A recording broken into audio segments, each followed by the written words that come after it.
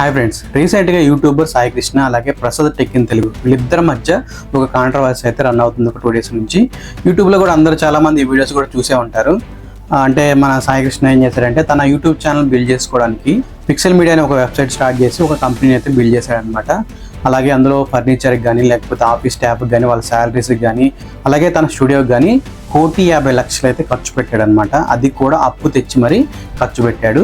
1,50,00,000 అంటే మామూలు విషయం కాదు. ఆ 1,50,00,000లో ½ అయితే అప్పు క్లియర్ చేశాడు. ఇంకా మిగతా అమౌంట్ని కూడా క్లియర్ చేయాలనుకున్నాడు. కాకపోతే ఏంటంటే ఈ లోపు అప్పులు ఇచ్చిన వాళ్ళందరూ వచ్చేసి మీద పడడం వల్ల తను ఏం చేయాలో అర్థం కాక ప్రసాద్ టెక్ ఇన్ తెలుగు ప్రసాద్ దగ్గరికి అయితే వచ్చాడనమాట. ప్రసాద్ గారు కూడా ఏంటంటే ఆల్రెడీ అంతకుముందు హెల్ప్ చేసినప్పుడు మళ్ళీ వచ్చి హెల్ప్ అడుగుతున్నాడు. ఆల్రెడీ తన దగ్గర ఉన్న పర్సన్ 4 కోట్లు మోసం చేసి తనకైతే ఇబ్బంది పెట్టాడు అనమాట. ఆ 4 కోట్లు కూడా ప్రసాదాన్ని కట్టుకోవడం జరుగుతుంది. రీసెంట్ గా తన వీడియోలో అయితే మొత్తం చెప్పాడు. సో ఆ 4 కోట్లు తను కట్టుకోవడానికి ఇబ్బందిగా ఉంది. ఇప్పుడున్న సిచ్యువేషన్ లో నేనైతే నీకు అమౌంట్ ఇవ్వలేను అని చెప్పేసి తను చెప్పడం జరిగింది. ఇద్దరి మధ్య ఒక చిన్న కాంట్రవర్సీ రన్ అయింది. వీళ్ళిద్దరి మధ్యలో వీళ్ళ ఫ్యాన్స్ ఏంటంటే ఆ 4 కోట్లు మోసం చేసిన అతను అజయ్ అని చెప్పేసి అజయ్ మీద కూడా చాలా మంది కామెంట్స్ అయితే పెట్టారు అనమాట. తను కూడా తిట్టడం జరిగింది. ఇంకా అజయ్ కూడా దానికి ఒక వీడియో అయితే రిలీజ్ చేశాడు. ఆ 4 కోట్లు మోసం చేసింది నేను కాదు, వేరే పర్సన్ ఉన్నాడు. సో నన్ను అని చెప్పేసి మీరు అందరు కామెంట్ చేస్తున్నారు, అది కరెక్ట్ కాదని చెప్పేసి తను కూడా ఒక వీడియో అయితే చేశాడు అనమాట. కాంట్రవర్సీ అయితే ఇది. దీని మీద చాలా మంది వీడియోస్ అయితే చేశారు.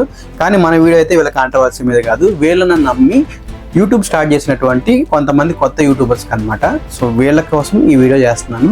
ఎందుకంటే యూట్యూబ్ నమ్మి ఇంత అమౌంట్ అనేది ఇన్వెస్ట్మెంట్ చేయొచ్చా లేదనేది మన టైటిల్.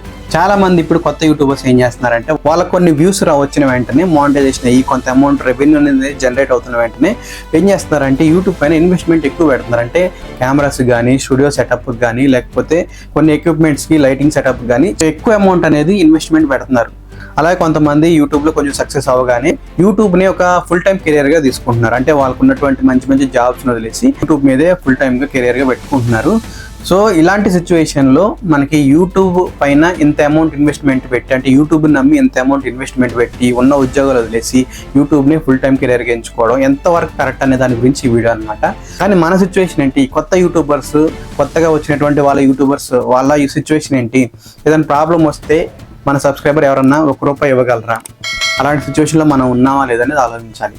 సో ఎక్కువ మా యూట్యూబ్ పైన అమౌంట్ పెట్టేసి వ్యూస్ రాక అమౌంట్ రాక మన పెట్టిన అమౌంట్ ఎప్పుడు వస్తుంది అని చెప్పేసి మన కంటెంట్ మీద కాకుండా ఈ డబ్బుల పైన మనం ఫోకస్ చేస్తే యూట్యూబ్లో సక్సెస్ అవ్వగలమా? సో వీళ్ళిద్దరు పెద్ద యూట్యూబర్స్, వాళ్ళకి ఏ ప్రాబ్లం వచ్చినా సరే వాళ్ళ సబ్స్క్రైబర్స్ కానీ లేకపోతే ఎవరిని అడిగినా కానీ హెల్ప్ చేస్తారు. కానీ మనకు అలాంటి పరిస్థితి కాదు, చిన్న యూట్యూబర్స్.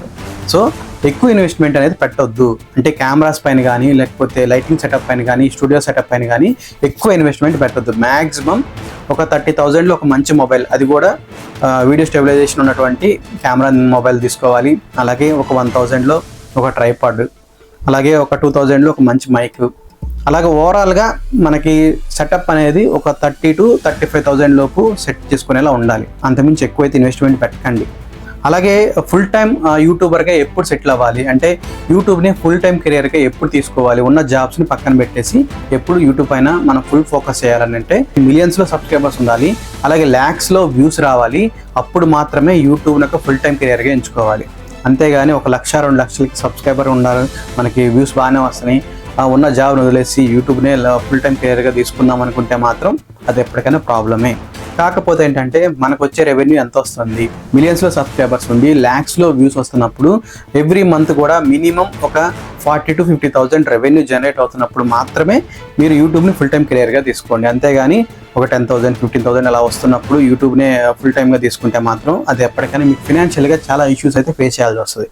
సో మీకు అమౌంట్ లేదు, తక్కువ అమౌంట్ ఉన్నప్పుడు మీరు ఈఎంఐలో చిన్న కెమెరా మొబైల్స్ అయితే తీసుకోండి. కానీ అంతేగాని ఎక్కువ లక్షల్లో మాత్రం వాటిపై ఇన్వెస్ట్మెంట్ అయితే చేయొద్దు. ఎందుకంటే యూట్యూబ్ ఎప్పుడు ఎలా ఉంటుందో తెలియదు. యూట్యూబ్ ఆల్గారిథం కానీ యూట్యూబ్ వ్యూస్ కానీ ఎప్పుడు ఎలా ఉంటాయో తెలియదు. మనం సూపర్గా చేసాం, ఈ వీడియో చాలా బాగుంది, బాగా రీచ్ అవుతుంది అనుకునే వీడియోస్కి ఎక్కువ వ్యూస్ రావు.